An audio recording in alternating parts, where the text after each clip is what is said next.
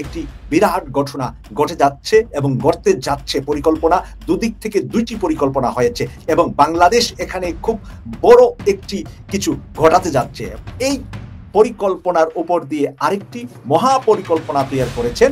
আর এই মহাপরিকল্পনায় কারা কারা অংশগ্রহণ করবে? 16 কোটি মানুষ যে আনন্দটা আজ করতে চাইছে, সেই 16 কোটি মানুষ তাদের যে আনন্দ উপভোগ করার যে একটা উৎসাহ জাগছে, কি দৃশ্য! এত তাড়াতাড়ি দেখতে হবে, ঘটনা কোথায়? হিসাব মিলে যাচ্ছে। দর্শক, পুরো এক্সপোজ হয়ে গিয়েছে, আজ পুরো এক্সপোজ হয়ে গিয়েছে, কিছু বাকি নেই আর। বিগত 30 বছরের যে প্রথা, সেই প্রথা তিনি ভেঙে নতুন একটি নির্দেশনা দিয়েছেন। সেই নির্দেশনাটা কি?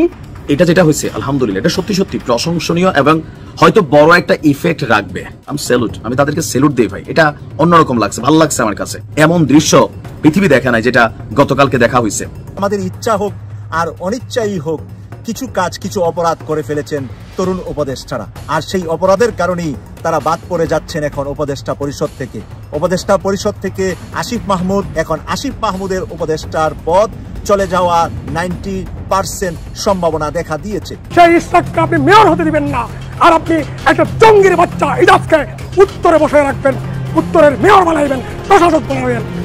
এটা হতে পারে না। চিত্রনায়িকা নুসরাত ফারিয়া যে কতটা ভয়ঙ্কর অপরাধী, তাকে আটক না করা হলে আমরা কি বুঝতে পারতাম, জানতে পারতাম?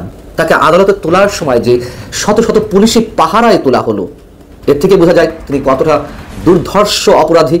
আসসালামু আলাইকুম প্রিয় দর্শক শ্রোতা, নতুন একটা ভিডিওতে জানাচ্ছি আপনাদের স্বাগতম। এইমাত্র পাওয়া তাজা এবং গরম খবর।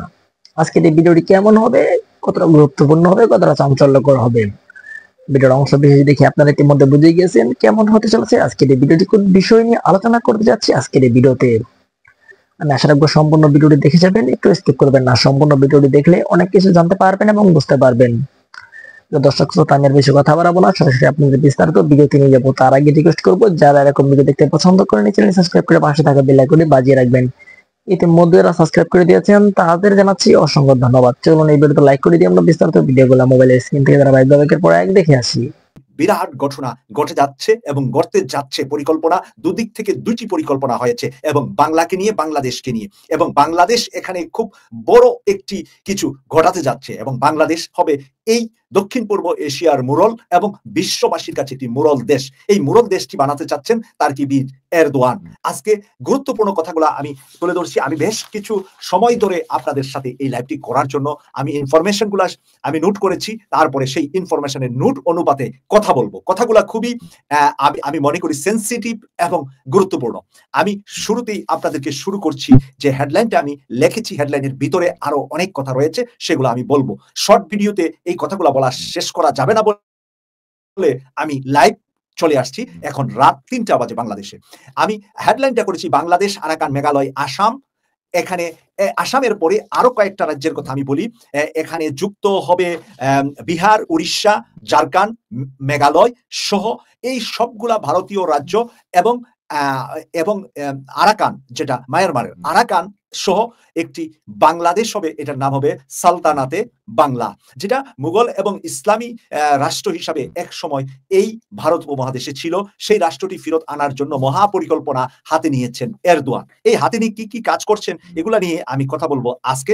তো এখানে আমি কিছু তথ্য আপনাদেরকে দিয়ে 1352 থেকে 1538 পর্যন্ত পৃথিবীতে মুসলিমদের যে সাম্রাজ্যগুলা তৈরি হয়েছিল, সেই আদলেই সালতানাতে বাংলা তৈরি করার জন্য পরিকল্পনা নিয়েছেন তুরস্কের প্রেসিডেন্ট এরদোয়ান। কারণ ইতিমধ্যে তুরস্কের সাথে এবং আজারবাইজানের সাথে সকল ব্যবসা বাণিজ্য, সকল কর্মকাণ্ড বন্ধ করে দিয়েছে ভারত। ভারতীয় কোনো নাগরিক এবং তুরস্কের অনেকগুলা প্লেন কোম্পানিকে পর্যন্ত, এবং আগামী কিছুদিনের মধ্যে তুরস্কের কোনো প্লেনই ভারতে যেতে পারবে না। এবং ভারত থেকে আজারবাইজান এবং তুরস্কের সাথে তাদের কোনো ধরনের লেনাদেনা এবং কূটনৈতিক সম্পর্ক পর্যন্ত, এম্বাসি পর্যন্ত বন্ধ করে দেওয়ার কিছু আংশিক বন্ধ অলরেডি হয়ে গিয়েছে। সেখান থেকে ভারত যে পরিকল্পনাটা করেছে, ভারত চিন্তা করেছে বাংলাদেশের কিছু অংশ, মায়ানমার কিছু অংশ নিয়ে তৈরি করবে গ্রেটার ভারত, মানে বিশাল বড় ভারত বানাবে। ভারত যখন তৈরি করছে গ্রেটার ভারত বানাতে, বাংলাদেশের চট্টগ্রাম বিভাগ দিয়ে কিছু অংশ এবং মায়ানমার কিছু অংশ নিয়ে তাদের 7 সিস্টার একত্রিত করে আমাদেরকে একেবারে ফুটবলের মাঝখানে ফেলে দিবে বাংলাদেশকে। তখন আর বাংলাদেশের কোনো ধরনের সুবিধা থাকবে না, কোনো ধরনের ওয়ে থাকবে না বের হওয়ার জন্য, কারণ তারা সমুদ্র সহ ওইভাবে ঘিরে ফেলতে চাচ্ছে ভারত।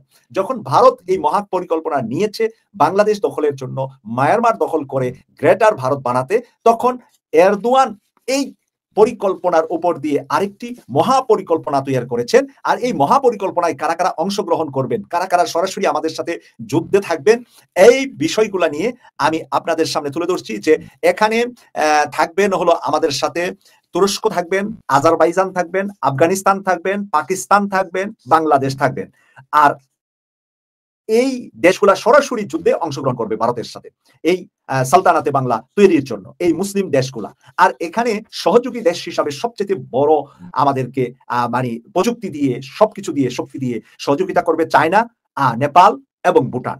হয়তো নেপাল আর ভুটানের অস্ত্রের বা ওই পাওয়ারটা এত বেশি নাই, কিন্তু চায়নার সাথে তারাও যুক্ত হবে সালতানাতে বাংলায় সহযোগিতা করতে। এখন কেন সালতানাতে বাংলা একটি মুসলিম রাজ্য গঠনের জন্য চায়না মেজরিটি বৌদ্ধ ধর্মের মানুষ, নেপাল বৌদ্ধ এবং হিন্দু ধর্মের মানুষ, আর ভুটানে বৌদ্ধ হয়তোবা খ্রিস্টান আছে, যারা ভুটান সম্পর্কে আরো ভালো জানেন তারা বলতে পারবেন, তো হিন্দুটা কম ভুটানে। এখন তারা কেন বাংলাদেশ একটি সালতানাতে বাংলা এত বড় বাংলা হবে, এত বড় বাংলাদেশ হবে, তারা কেন সহযোগিতায় আসবে? এখানে তাদের পজিটিভটা হলো যে ভারতের 7 সিস্টার পুরাটাকে ভাগ করে ফেলা হবে, পুরাটার একটি বড় অংশ চলে আসবে বাংলায়। যারা মুসলিম হিসাবে যেই কয়েকটি রাজ্যের কথা আমি এখানে আপনাদেরকে বললাম, বিহার, উড়িষ্যা, ঝাড়খণ্ড, মেঘালয়, আসাম আর আরাকান হলো গা মায়ানমারের, এই রাজ্যগুলা আসবে বাংলাদেশের সাথে। আর বাকি যেগুলা আপনার চায়নার পাশ দিয়ে আছে, সেগুলা অলরেডি কিন্তু চায়না দখল নিয়ে গিয়েছে অনেক দূর পর্যন্ত। ইতিমধ্যে চায়নার সেনাবাহিনী সেখানে ঢুকে পড়েছে। তো সেই সেনাবাহিনী ঢুকে পড়ার কারণে চায়না অলরেডি তারা তাদের অংশ বৃদ্ধি করার জন্য কার্যক্রম চালাচ্ছে। আফগানকে, পাকিস্তানকে, আজারবাইজানকে সাথে নিয়ে তুরস্ক, বাংলাদেশ একসাথে এই কাজটি করার মহা পরিকল্পনা নিয়েছেন। বিগত 30 বছরের যে প্রথা, সেই প্রথা তিনি ভেঙে নতুন একটি নির্দেশনা দিয়েছেন। সেই নির্দেশনাটা কি? সেই নির্দেশনা হচ্ছে ভারতের কলকাতায় যেই ডেপুটি হাই কমিশন আছে, সেই হাই কমিশনের 30 বছর যাবৎ কুরবানি দেওয়া হয়, সেই কুরবানি এবার বন্ধ করে দেওয়ার নির্দেশনা তিনি দিয়েছেন। এই হাই কমিশনার কে? তিনি হচ্ছেন নবনিযুক্ত ডেপুটি হাই কমিশনার শাবাব বিন আহমেদ। তিনি এই নির্দেশনা দিয়েছেন। তিনি কিন্তু এখনো কলকাতার যে ডেপুটি হাই কমিশন অফিস, সে জায়গায় যোগ দেননি। যোগ দেওয়ার আগেই তিনি এই নির্দেশনা দিয়েছেন এবং নির্দেশনায় তিনি কি বলছেন? যে ভারতের আস্থা অর্জনে কলকাতা মিশনে কুরবানি দেওয়া বন্ধ করে দিয়েছেন। দেখুন, গত 30 বছর যাবৎ বাংলাদেশ এই কুরবানিটা দিচ্ছেন, অথচ এই ছাগল নিয়োগ পাওয়ার পরপর এরকম একটি নির্দেশনা দিলেন। গত ফেসিস্ট সরকার, শেখ হাসিনা সরকারের আমলেও কিন্তু সেই কুরবানিটি দেওয়া হয়েছে। কুরবানিটি দেওয়া হয় কেন? ভারতের কলকাতার এই যে মিশন, সে জায়গায় দেওয়ার কারণ হচ্ছে 6-7টা গরু কুরবানি দেওয়া হয়। এই গরুগুলো কুরবানি দেয় এই কারণে, তার আশেপাশে অনেক মুসলিম থাকে, সেই মুসলমানদেরকেও সেই মিশন থেকে গরুর মাংস সরবরাহ করা হয়। এখন তিনি কি বলছেন? এর পক্ষে যুক্তি দিচ্ছেন, হোস্ট কান্ট্রি ভারতের আস্থা অর্জন জরুরি। এখন মানে কুরবানি বন্ধ করে দিলে এখন মানে তাদের আস্থা অর্জন করা হবে আর কি। তাদের রাজনীতির প্রতি আমাদের শ্রদ্ধাশীল থাকতে হবে। আমরা মুসলমান, আমরা গরু কুরবানি দিব, এটা আমাদের ইমানি দায়িত্ব, অথচ তাদের রাজনীতির প্রতি আমাদের শ্রদ্ধা করতে হবে। মানে এটা হচ্ছে কি, ওই যে ভারতের RSS আছে না, ওই RSS এর যে মতামত, সেই মতামতের মতাদর্শী একজন মানুষকেই এই হাই কমিশনার বানিয়েছেন শাবাব বিন আহমেদ। তারপরে তিনি কি বলছেন? আমরা কুরবানিতে যেটা জবাই করি তারা সেটার পূজা করে, বিষয়টি আমাদের মাথায় রাখতে হবে। আর ছাগল তারা কুরবানি দেয়, আমাদের চেয়ে বেশি দেয়। কেন? বিশ্বের সবচেয়ে বেশি গরুর মাংস রপ্তানিকারক দেশ হচ্ছে ভারত, এবং সেই যে গরুর মাংসগুলো বিদেশে যে রপ্তানি করে, তারা কারা? তারা কোনো মুসলমান না, তারা হচ্ছে হিন্দু। এখন তুই বলছিস তারা পূজা করে, তারা যদি পূজাই করে তাহলে তারা বিদেশে গরুর মাংস রপ্তানি করে কিভাবে? আমি বুঝছি না। এই যে ডক্টর মোহাম্মদ ইউনূস যে সরকার, এই সরকারের যিনি পররাষ্ট্র উপদেষ্টা, তিনি কি টাইপের লোকজনকে নিয়োগ করছেন এটা এখন দেখলেই বোঝা যায়। মানে এটা বাংলাদেশের স্বার্থের লোক না, কিন্তু এটা ভারতের যে RSS আছে না, সেই গ্রুপের লোক হচ্ছে এই ছাগল। কারণ এই ছাগলের মাথার যুক্তি তর্ক টোটালি ভিন্ন।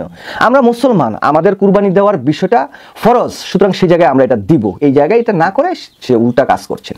এই সরকার দ্রুত পদক্ষেপ নেওয়া উচিত, এই সমস্ত ছাগলদের বিরুদ্ধে ব্যবস্থা গ্রহণ করা উচিত। তা না হলে এই সরকারের যে দ্বিচারিতা মনোভাব, এটা জনগণের কাছে একটা ভুল বার্তা যাবে, ভুল মেসেজ যাবে। সেই ইসরাককে আপনি মেয়র হতে দিবেন না, আর আপনি একটা জঙ্গির বাচ্চা ইজাজকে উত্তরে বসে রাখবেন, উত্তরের মেয়র বানাইবেন, প্রশাসক বানাবেন। এটা হতে পারে না। আমি বিএনপি সহ সকল আন্দোলনকারীদেরকে বলি, যদি ইসরাক দক্ষিণ সিটি কর্পোরেশনের মেয়র হয় তাহলে আওয়ামী লীগ ভয়ে থাকবে। ইসরাকের বিশাল কর্মী বাহিনী আছে, ইসরাকের বিশাল যোদ্ধা বাহিনী আছে, তাদের ভয়ে পদস্থ থাকবে ঢাকা শহরে আওয়ামী লীগ। এই জন্যই ইসরাককে ওই ঢাকা দক্ষিণ সিটি কর্পোরেশনের মেয়রে বসানো হচ্ছে না, আর ওদিকে জঙ্গি ইজাজকে উত্তরের মেয়র বসাইছেন, তাই না? আমি সকল আন্দোলনকারীদেরকে, গণঅভ্যুত্থানের নেতৃত্ব দানকারী সকলকে বলতে চাই, উত্তর সিটি কর্পোরেশন গেলেও দেন, ইজাজকে ওখান থেকে টেনে নামান, তাহলে ইসরাক সহজেই জনগণের মেয়র হিসেবে দক্ষিণ সিটি কর্পোরেশনে বসবে এবং আওয়ামী লীগকে সাইজ করবে প্রতিনিয়ত, প্রতিদিন। এছাড়া ঢাকা শহরে আওয়ামী লীগের ঝটিকা মিছিল রুখতে পারবেন না। এই সরকারের কি নাই, মর্দামি শক্তি নাই। মর্দামি শক্তি বুঝেন? ওদের কলকাতায় হারবালে যায় না পারলে ওইরকম আর কি, ওদের মর্দামি শক্তি নাই। আওয়ামী লীগ মিছিল করে, মিটিং করে, হামলা করে। আমাদের আক্তার হোসেন এনসিপির সদস্য, ওকে হুমকি দেয় মেরে ফেলার জন্য। আমাদের কয়েকজনকে মেরে ফেলা হয়েছে ইতিমধ্যে, বেশ কয়েকজন বিপ্লবীকে মেরে ফেলা হয়েছে। সেখানে বৈষম্যের নেতাদেরকে হামলা করা হচ্ছে, এনসিপির নেতাদের হামলা করা হচ্ছে, গণঅধিকার নেতাদের উপর হামলা করা হচ্ছে, বিএনপি নেতাদের কর্মীদের উপর হামলা করা হচ্ছে। কে করছে? আওয়ামী লীগের গুপ্ত বাহিনী। আপনাদের মর্দামি শক্তি যদি থাকতো, আওয়ামী লীগ টাকার বুকে বাংলাদেশের কোথাও মিছিল মিটিং করার সাহস পেত না, আওয়ামী লীগের কুড়িরা রাস্তায় বের হওয়ার সাহস পেত না। এই জন্য বলি, ইসরাককে আন্ডার এস্টিমেট করবেন না। ইসরাক ঢাকার নেতৃত্ব দেওয়ার জন্য একমাত্র যোগ্য ব্যক্তি, আওয়ামী লীগের বিরুদ্ধে লড়াই করার জন্য, সাইজ করার জন্য ইসরাক এর বিকল্প নেই। জনগণের নেতা ইসরাককে চেয়ারে বসতে দিচ্ছেন না, তাহলে চট্টগ্রামের মেয়র শাহাদাতকে শপথ নিয়ে আলেন কেন? সকল দলকে বলি, ইসরাক একজন সেনা লড়াকু। এই ইসরাক হচ্ছে সরাসরি যোদ্ধা, যে দুঃসাহস করে আওয়ামী লীগের সময় রাজপথে নেমে বাংলাদেশকে আশা জাগিয়েছিল, আন্দোলনের আশা জাগানিয়ে আন্দোলন করার চেষ্টা করেছিল। সেই ইসরাককে আপনি মেয়র হতে দিবেন না, আর আপনি একটা জঙ্গির বাচ্চা ইজাজকে উত্তরে বসে রাখবেন, উত্তরের মেয়র বানাইবেন, প্রশাসক বানাবেন।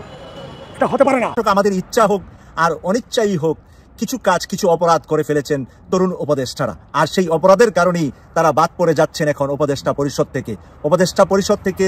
আসিফ মাহমুদ রিসেন্টলি বিএনপি থেকে যে এলিগেশন পেয়েছেন, বিএনপি থেকে ডক্টর মোহাম্মদ ইউনূস স্যারকে আসিফ মাহমুদের ব্যাপারে যে জানানো হয়েছে, সে ঢাকা মহানগর দক্ষিণ সিটি কর্পোরেশনে ইচ্ছাকৃতভাবে ইঞ্জিনিয়ার ইশরাককে ক্ষমতা দিচ্ছেন না, আজকে আদালতের দোহাই দিচ্ছেন। আদালতের মামলার কারণে, জটিলতার কারণে সম্ভব নয়। এই আসিফ মাহমুদের এই আদালতের নাম নেওয়াটা তার মানে হাসিনাকে স্মরণ করিয়ে দেওয়া। তাই হাসিনাকে আবার আসিফ মাহমুদ টেনে এনেছেন এখানে, যে হাসিনার আমলে এই হামলা দিয়ে বিএনপি জামাতকে বিভিন্ন জায়গা থেকে বঞ্চিত করা হয়েছে। তাই ইশরাককে বঞ্চিত করার কারণে এখন আসিফ মাহমুদের উপদেষ্টার পদ চলে যাওয়া 90% সম্ভাবনা দেখা দিয়েছে। অপরদিকে মাহফুজ আলম, যেই জামাত তাকে বানিয়েছে নেতা, যেই জামাত তাকে বানিয়েছে এত কিছু, সেই জামাতের বিরোধিতা করার কারণে সেদিন সংস্কার কমিটির বৈঠকে ডক্টর সৈয়দ আব্দুল্লাহ মোহাম্মদ তাহের সংস্কার কমিটির মাধ্যমে ডক্টর ইউনূস সাহেবকে জানিয়ে দিয়েছেন এই মাহফুজ আলমকেও উপদেষ্টা পরিষদ থেকে বাদ দেওয়ার জন্য, কারণ মাহফুজ সংবিধান লঙ্ঘন করেছেন। এখন মাহফুজের ব্যাপারে জামাতের তাদের সমর্থন উদ্যোগ করেছেন, আসিফ মাহমুদের ব্যাপারে বিএনপি তাদের সমর্থন উদ্যোগ করেছেন, বা সমর্থন উদ্যোগ অথবা তাদের নামে যদি এই বড় দুইটি দল থেকে কোনো ব্যক্তির নামে স্পেসিফিক তারা এই দলের সাথে কোনো খারাপ আচরণ করেছে, সরাসরি বিরোধিতায় গিয়েছে এবং সরাসরি কন্ট্রাডিকশন করছে, এই যৌক্তিক কারণে মাহফুজ আলম এবং আসিফ মাহমুদ খুব শীঘ্রই তাদের উপদেষ্টা পরিষদ থেকে পদ চলে যাচ্ছে।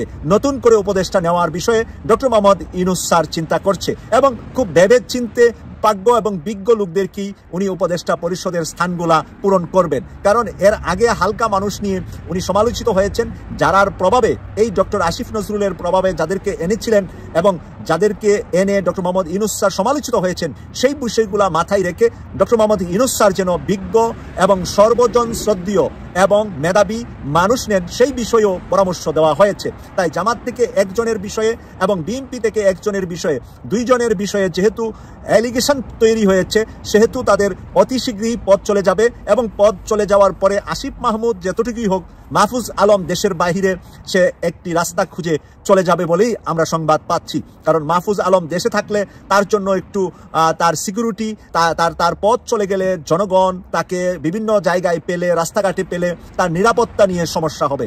আসিফ মাহমুদের নিরাপত্তার এতটা বেশি সমস্যা হবে না, কারণ আসিফ মাহমুদ সরাসরি বিএনপির বিরুদ্ধে কোনো অবস্থান নেন নাই। সে ঢাকা মহানগর দক্ষিণের মেয়র পদে তার মন্ত্রণালয়ের আন্ডারে থাকার কারণে সে সেটাকে সমাধান করতে না পারার ব্যর্থতা, অযোগ্যতা, যোগ্যতার অভাব হিসাবে তাকে বাদ দেওয়া হচ্ছে।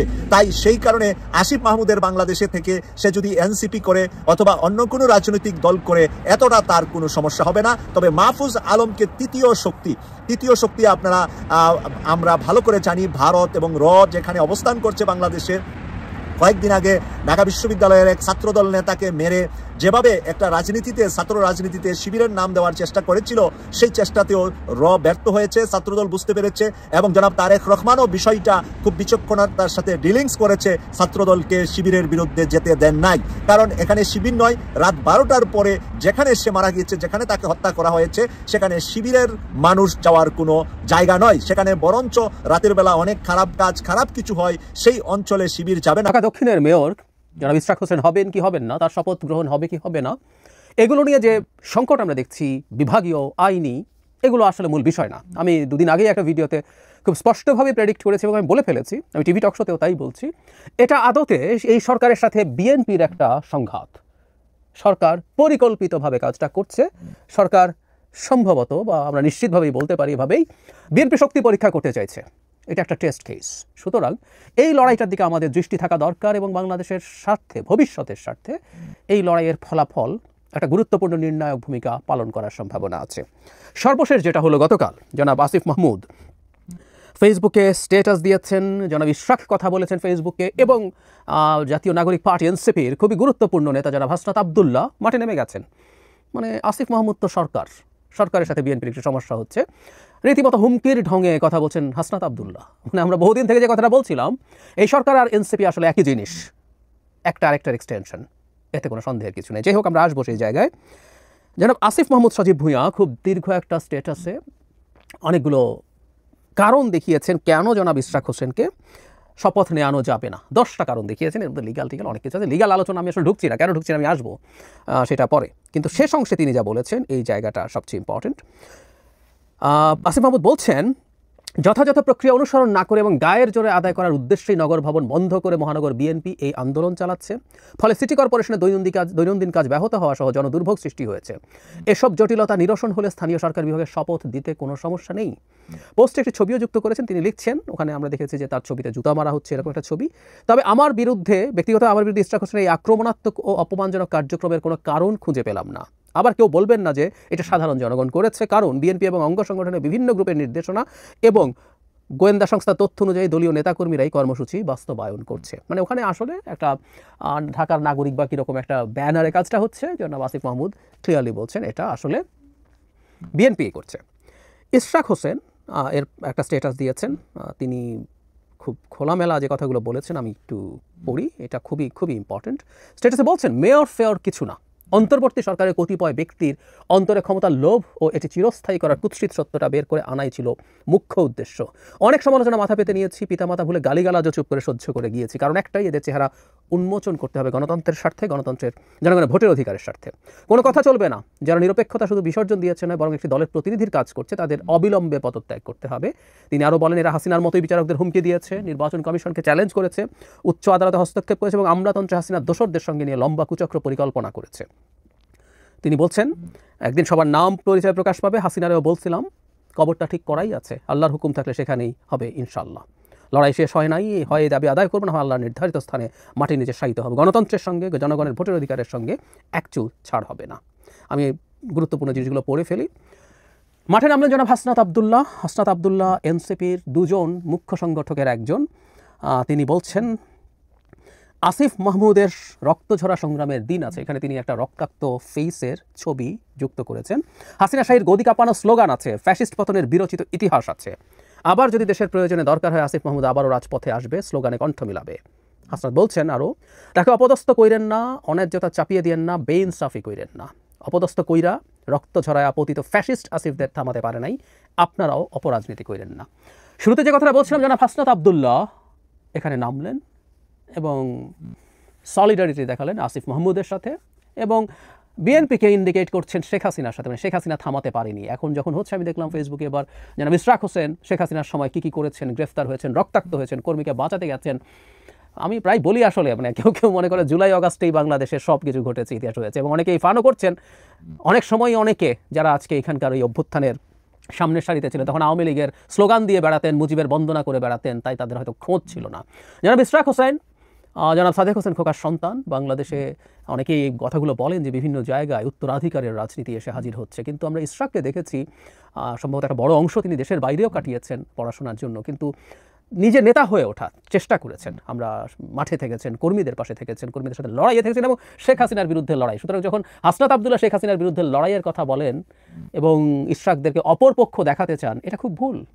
বিএনপি তার সর্বশক্তি নিয়ে বছরের পর বছর শেখ হাসিনার বিরুদ্ধে লড়াই করেছেন, এবং একটা আর্গুমেন্ট আছে, বলেছি বহুবার, বিএনপি না থাকলে বাংলাদেশ কম্বোডিয়া হয়ে যেত, এই জুলাই অগাস্ট আসতো না, নো ওয়ে। আমি দীর্ঘ একটা ভিডিও করেছিলাম অভ্যুত্থানের অল্প কিছুদিন পর, আমি সহসা এই ভিডিওটা আবার হয়তো বলবো, কারণ এই আর্গুমেন্টটা এখন মাথাচাড়া দিচ্ছে।